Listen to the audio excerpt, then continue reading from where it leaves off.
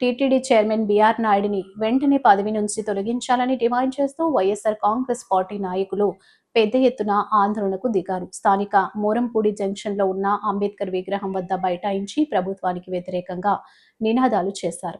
YCP జిల్లా అధ్యక్షుడు మాజీ మంత్రి చెల్లువెన్న వేణుగోపాలకృష్ణ, మాజీ మంత్రి తానేటి వనిత, వైసీపీ యోజన విభాగం రాష్ట్ర అధ్యక్షుడు రాజానగరం మాజీ ఎమ్మెల్యే జక్కంపూడి రాజా, మాజీ ఎంపీ, వైసీపీ జాతీయ అధికార ప్రతినిధి Margani Bharatram, parliament incharge doctor Guduri Srinivas, AP housing corporation మాజీ చైర్మన్ మేడపాటి షర్మిలారెడ్డి, మాజీ ఎమ్మెల్యేలు తలారి వెంకట్రావు, సత్యసూర్యనారాయణ రెడ్డి, వైసీపీ రాష్ట్ర నాయకులు గిరిజాల బాబు, నక్క రాజాబాబు తదితరులు ఈ కార్యక్రమానికి హాజరయ్యారు. కూటమి ప్రభుత్వం అధికారంలోకి వచ్చిన తర్వాత తిరుమల పవిత్రతను దారుణంగా దెబ్బతీస్తున్నారని ఆగ్రహం వ్యక్తం చేశారు.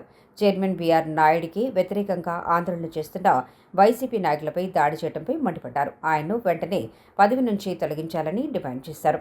వైసీపీ నాయకులు దాసి వెంకట్రావు, బొప్పాన సుబ్బారావు, పడాల వీరరాఘవరెడ్డి, మార్తి లక్ష్మి, దేవులపల్లి సరితారాణి, మార్తి నాగేశ్వరరావు, బూడిద శరత్ కుమార్, ముద్దల అను, కాటం రజనీకాంత్, ఆర్ చిన్ని, గారా చంటిబాబు, కృష్ణవేణి, ఎస్కే షరీఫ్, కాటం సంజయ్ కాంత్, తోడేటి రాహుల్ తదితరులు పాల్గొన్నారు.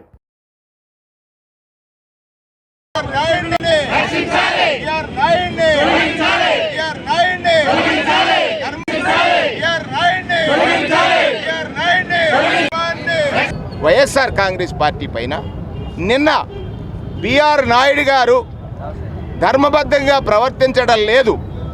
ఏదైతే ధర్మానికి ప్రతీకగా ఉన్నటువంటి తిరుమల క్షేత్రంలో ఒక అధర్మాన్ని ఆచరించేవాడు, ధర్మబద్ధంగా లేని వ్యక్తి ఆయా స్వామివారి సన్నిధిలో ఎవరైతే చైర్మన్గా ఉన్నారో ఆయన చేసినటువంటి కార్యకలాపాలపైన నిష్పక్షపాతమైన విచారణ చేయాలని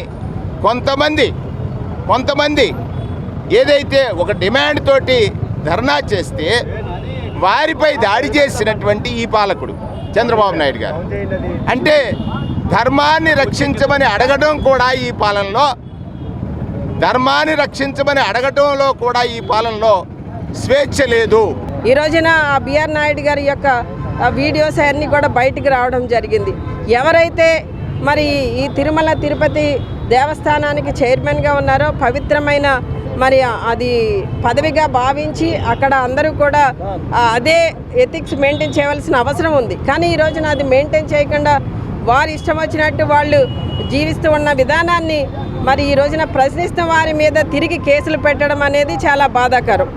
అంతేకాకుండా మళ్ళీ ఎవరైతే ఆవిడ రేణుకాన్ని ఆవిడ మీడియా ముందుకు వచ్చి మాట్లాడుతున్నారో ఆవిడే గతంలో టీడీపీ కార్యాలయానికి స్వయంగా లోకేష్ గారికి, పవన్ కళ్యాణ్ గారికి పెట్టిన లెటర్ కూడా ఉంది. వారికి అన్యాయం జరిగింది, ఇలాంటి ప్రవర్తన కలిగిన వ్యక్తి ఈ బీఆర్ నాయుడు గారు అని చెప్పడం జరిగింది ఆవిడ స్పష్టంగా.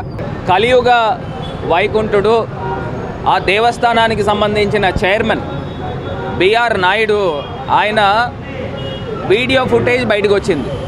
ఆ వీడియో ఫుటేజ్కి సంబంధించి అది నైతిక బాధ్యత వహించి ఆయన ఈ పార్టీకి రాజీనామా చేసి తప్పుకోవాలి. అంటే హిందూ ధర్మాన్ని పరిరక్షించే అంత గొప్ప స్థానంలో చైర్మన్ కింద ఉన్న వ్యక్తి వీడియో ఫుటేజ్ బయటకు వచ్చి ఒక మహిళని కౌగిలించుకున్న వ్యవహారం బయటకు వచ్చిన తర్వాత కూడా ఒక గదిలోంచి ఇద్దరు కూడా బయటకు వచ్చిన విధానం చూసినప్పుడు కూడా మరి ఆయన ఎందుకు రాజీనామా చేయలేదని అంటే ఎంత దారుణంగా ఆంధ్రప్రదేశ్లో వ్యవహారం కనబడతా ఉందనేది ఇది ఒక నిదర్శనం.